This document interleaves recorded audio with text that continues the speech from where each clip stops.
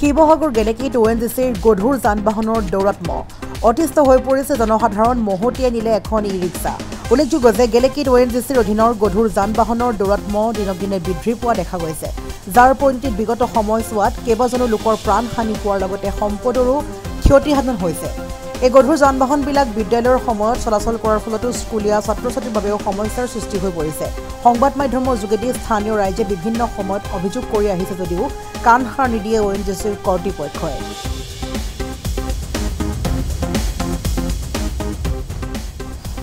ঠিক এইদৰে দেখা গৈছে যে শুক্ৰবাৰে ONGCৰ গধুৰ সামগ্ৰী কঢ়িয়াই নিয়া এখন ট্ৰেইলাৰে এখন ই-ৰিক্সা মহতিয়াই নিয়াৰ অভিযোগ উত্থাপিত হৈছে আৰু ঘটনাৰ সময়ত ই-ৰিক্সাখনত এটা পৰিয়াল উঠি আহিছিল আৰু আঠখেলৰ দিশৰ পৰা গেলেকী অভিমুখে আহি আছিল ই-ৰিক্সাখন।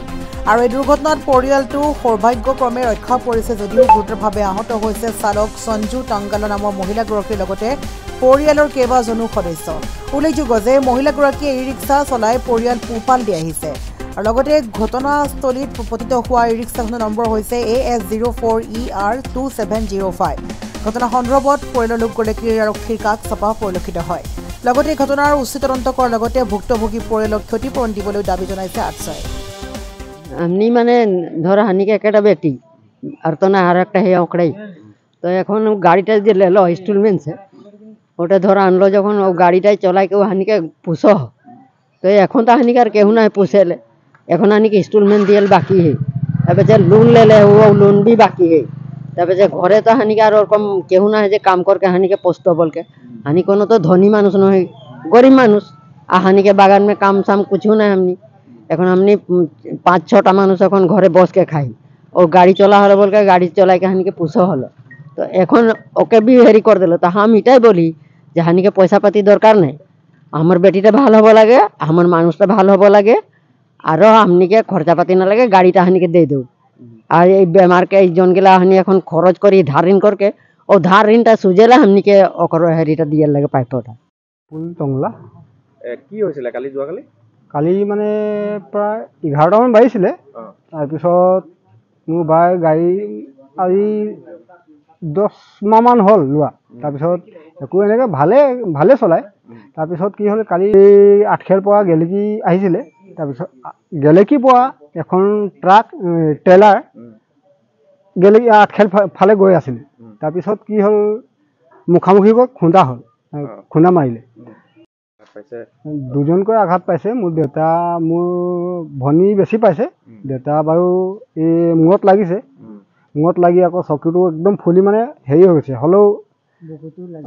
বুকুটো লাগিছে তাৰপিছত কালি এক্সৰে ৰিপৰ্ট মানে এক্সৰে কৰি ৰিপৰ্টটো নাই অহা আজি আহিব তাৰপিছত চিলাই পৰিলে আপোনাৰ 13টা ডিঙিত পৰিলে 3টা ইয়াত ফালি গৈছিলে তাৰপিছত চকুৰ ওপৰত পৰিলে ইয়াত 10টা এটো কাৰ চিলাই পৰিছে বাইকজন বাইৰ নামটো কি আছিল সঞ্জু টংলা এই মানে তেওঁ গাড়ী সেইখন চলাই আছিল বেটেই ইয়ে ড্ৰাইভাৰ তেওঁ সেইখন চলাই মানে পৰিয়াল এখন চলাই পৰিয়াল তাৰ আৰু একো হেৰি ব্যৱসায় নাই এতিয়াতো গাড়ীখন সম্পূৰ্ণ ভাগি গৈছে একেবাৰে মানে নাই আৰু গাড়ীখন গোটেইখিনি সম্পূৰ্ণ ভাঙি গ'ল ট্ৰেইলাৰখনৰ মালিক পক্ষ বা ONGCয়ে কিবা ক্ষতিপূৰণ দিছে নেকি একো দিয়া নাই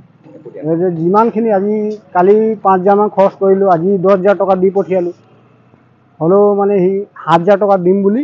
মানে কৈছে এতিয়ালৈকে দিয়া নাই কেনেকৈ আজি এতিয়ালৈকে মই 15,000-20,000মান টকা খৰচেই কৰিলোঁ তাৰপিছত 7,000 টকা দিম বুলি বাধ্য হৈছে তো কেনেকৈ হ'ব সেইটোত নহ'ব কোনো পধ্যে এটা থানাত এই বিষয়ে জনাই দিছে নেকি দিছোঁ থানাতো একো মানে তদন্ত লোৱা নাই এতিয়া মই এইটো ক'ব বিচাৰিছোঁ আমাৰ আৰক্ষীৰ তদন্তে মানে কিবা এটা ন্যায় উচিত বিচাৰ কৰে বুলি অনুৰোধ জনালোঁ যোৱাকালি আমি দেখিবলৈ পাইছোঁ যে গেলেকীত ONGC গাড়ী গধুৰ বাহন এখন 22চকীয়া গাড়ী এখন পুনৰ এটা ঘটনা কৰিছে আৰু আঠখেলৰ নিৰ্বাসী সঞ্জু টংলা নামৰ এগৰাকী মহিলা বেটেৰী ৰিক্সা এখন চলাই কেনে নিজৰ পৰিয়াল পোহপাল কৰি আছিলে সেই পৰিয়ালটোক আজিৰ দিনত হেতৰ ঘৰখন চলাবৰ কাৰণে বা হেতৰ ঘৰখন চলাই যাবৰ কাৰণে কোনো এজন ব্যক্তি সুস্থ হৈ থকা নাই যেহেতু ONGCয়ে দীৰ্ঘদিনৰ পৰা গেলেকী অঞ্চলত আমি দেখিবলৈ পাইছোঁ যে হেতৰ যি বাহনৰ গতি আজিলৈকে ৰোধ কৰিব পৰা নাই আমি বাৰম্বাৰ ONGC কওঁ যে এই আমাৰ যিবিলাক ৰাস্তা আছে সেই ৰাস্তাবিলাক একেবাৰে সৰু ৰাস্তা, তাত সিহঁতক যিমান ডাঙৰ ডাঙৰ গধুৰ বাহন চলায় সেই গধুৰ বাহনৰ গতিবেগ ইমানেই বেছি থাকে যে জনসাধাৰণ আজিকালি ৰাস্তাত সুৰক্ষিত নহয় বুলি আমি ভাবোঁ। আৰু যোৱাকালি যিটো ঘটনা ঘটি গ'ল গেলেকীত,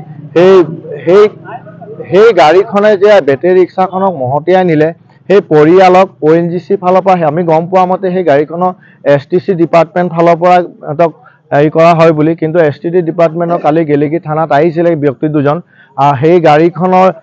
যিজন চলাই আহিছিলে মহিলা, সেইগৰাকীৰ বহুতেই ক্ষতি হৈছে, দুখ পাইছে, যাৰ কাৰণে সিহঁতক আপোনাৰ জয়সাগৰ মেডিকেলত এডমিট কৰা হৈছে। 12টা নে 13টাকৈ চিলাই পৰিছে, ডিঙিত চিলাই পৰিছে। আৰু STC ডিপাৰ্টমেণ্টে সিহঁতক কোনো ধৰণৰ ক্ষতিপূৰণ আৰু লগতে স্বাস্থ্য হেৰি কৰিবৰ কাৰণে, ট্ৰিটমেণ্ট কৰিবৰ কাৰণে কোনো ধৰণৰ পইচা দিয়া নাই। গাড়ীখন যিটো নষ্ট কৰিলে ONGC গাড়ীখনে, সেইটো কোনো ধৰণৰ বনাই দিয়া ব্যৱস্থা কৰা নাই। সিহঁতক নিম্ন এটা পইচাত সিহঁতক ফুচলাবলৈ চেষ্টা কৰি আছে, 5,000-7,000 টকা দি কেনে সিহঁতক মিছহেল কৰিব বিচাৰিছে। সেইটো কাৰণে আমি গেলেকী আস্থা উপশাখা ONGC গৰিহণা জনাইছোঁ যে আমাক এই চাই জনজাতিৰ মহিলা হয় বুলি তেনেকৈ ব্যৱহাৰ কৰিছে নেকি? আমি যদিহে ONGCয়ে এনেকুৱা ড্ৰাইভাৰবিলাকক, এনেকুৱা গাড়ী